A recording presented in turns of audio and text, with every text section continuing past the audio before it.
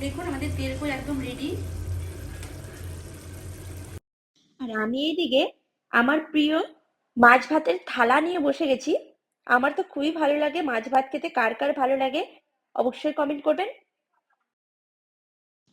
Hello, কেমন আছেন সবাই? চলে এসছে আবারও একটা নতুন ভিডিও নিয়ে। আশা করছি আপনারা সবাই ভালো আছেন, আর আমিও খুব ভালো আছি। অন্য দিনের তুলনায় আজকের দিনটা খুব স্পেশাল। দেখতেই পাচ্ছেন আজকে একটা ছুটির দিন, তাই আমার হাজবেন্ড আর আমি মিলে চলে গেছিলাম বাজার করতে। আর জ্যান্ত 3টে কই পেয়েছিলাম। সেই 3টে কই আর বাকি সব মাছগুলো আজকে রান্না করবো। ভাবতে পারিনি যে এখানেও আবার কই মাছ পাবো। সত্যি মাছগুলো ধুয়ে নেওয়ার পর আমি যতগুলো মাছ আজকে রান্না করব সেই মাছগুলো কড়াইয়ের মধ্যে ভালো করে ভেজে নিচ্ছি। দুটো বাটা মাছ করব আজকে। সেই দুটো মাছ ভালো করে লবণ হলুদ দিয়ে কড়া করে ভেজে উঠিয়ে নিলাম। ওই তেলের মধ্যেই দিয়ে দিলাম লবণ হলুদ মাখিয়ে রাখা কাতলা মাছগুলো। ভালো করে এটাকেও ভেজে নিব। মাছ ভাজতে ভাজতে হঠাৎ করে মায়ের কথা মনে পড়ে গেল। বিয়ের আগে যখন মা এভাবে মাছ ভাজতো, আমি কিন্তু ভাজার সময়ই একটা মাছ খেয়ে নিতাম ভাজতে ভাজতেই। ঠিক মনে পড়ে গেল। এখন তো আমি নিজে মাছ ভাজি, কিন্তু এখন আর খাই না, এখন আর ইচ্ছেটাও নেই। আর দেখুন, ওই তেলের মধ্যেই আমি কই মাছটাকে হালকা করে ভেজে নেব। কই মাছ একদম বেশি ভাজতে হয় না, না হলে মাছটার মধ্যে রসটা ঢোকে না। আমি এখানে ফোড়নে দিয়ে দিয়েছি জিরে, টমেটো আর পেঁয়াজ আর দিয়ে দিয়েছি লঙ্কা। ভালো করে এই মশলাটাকে এখন আমি এখানে ভেজে নেব। আজকে আমি রান্না করব আলু আর পেঁপে দিয়ে মাছের ঝোল, একদম পাতলা ভাবে। আর ফোড়নে কিন্তু আমি একটু সর্ষে ফোড়ন দিয়েছি। এখানে এক এক করে হলুদ গুঁড়ো, জিরে গুঁড়ো, একটু ধনে গুঁড়ো দিয়ে দিচ্ছি।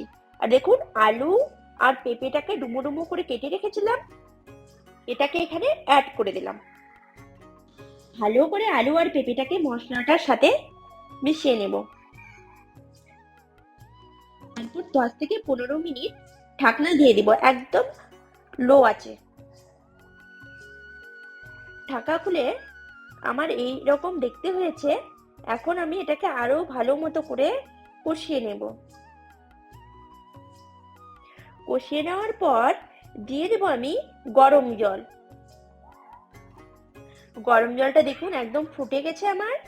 এই অবস্থায় ভেজে রাখা মাছগুলো দিয়ে দেব এক এক করে। আমরা তো 2জন লোক, সেই কারণে দুটো দুটো করেই দিচ্ছি। আর এটা আমাদের দুপুরের খাবার। ভালো করে আমার চারিদিকটা ফুটে গেছে। এখন আমি গ্যাসের প্যানটা অফ করে দিয়ে গরম মশলা দিয়ে দেব।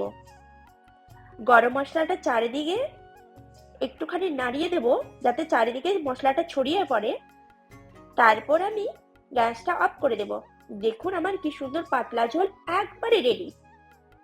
তারপর আমি অন্য একটা কড়াইয়ে গোটা গরম মশলা ফোড়নে দিয়ে দিলাম। সাথে কিন্তু আমি একটা তেজপাতাও অ্যাড করেছি।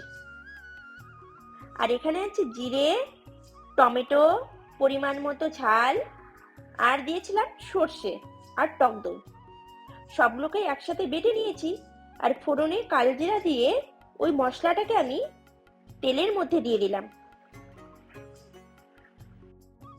ভালোভাবে মশলাটাকে এখন আমি কষিয়ে নেব তেলকই বানানোর জন্য। দেখুন মশলাটা একদম ফুটে গেছে। এই অবস্থাতে আমি একটু হলুদ গুঁড়ো আর একটু জিরে গুঁড়ো অ্যাড করলাম। ব্যাস, ভালো মতো করে এটাকে কষাবো যতক্ষণ না পর্যন্ত তেলটা বেরিয়ে আসে। দেখুন আমার কিন্তু তেল অলরেডি বেরোতে শুরু করে দিয়েছে। এই পর্যায়ে আমি ভেজে রাখা কই মাছগুলো দিয়ে দেব। কই মাছগুলোর সাথে ভালো করে মশলাটাকে আরো একবার কষিয়ে নেব। মশলাটা আমার একদম কষানো হয়ে গেছে। এখন আমি একটুখানি মশলা ধোয়া জলটা এর মধ্যে অ্যাড করে দিলাম। এটাকে এখন আমি ফুটাবো। দেখুন আমার একদম তেলকই প্রায় রেডি হয়ে গেছে। মশলাটাও আমার ভালো মতো করে ফুটে গেছে। ওপর থেকে দেখুন তেল বেরোতে শুরু করেছে। শেষ পর্যায়ে প্রায় আমাদের তেলকইটা। আপনারাও এইভাবে একবার বানিয়ে খাবেন, দেখবেন খুব ভালো লাগবে। অনেকজন অনেক রকম ভাবে বানায়, কিন্তু আমি আজকে এইভাবে বানালাম। এটা থেকে আমাদের তেল ছাড়তে শুরু করে দিচ্ছে। এই পর্যায়ে আমাদের তেলকই একদম রেডি। দেখুন আমি একটা বাটিতে নামিয়ে নিলাম।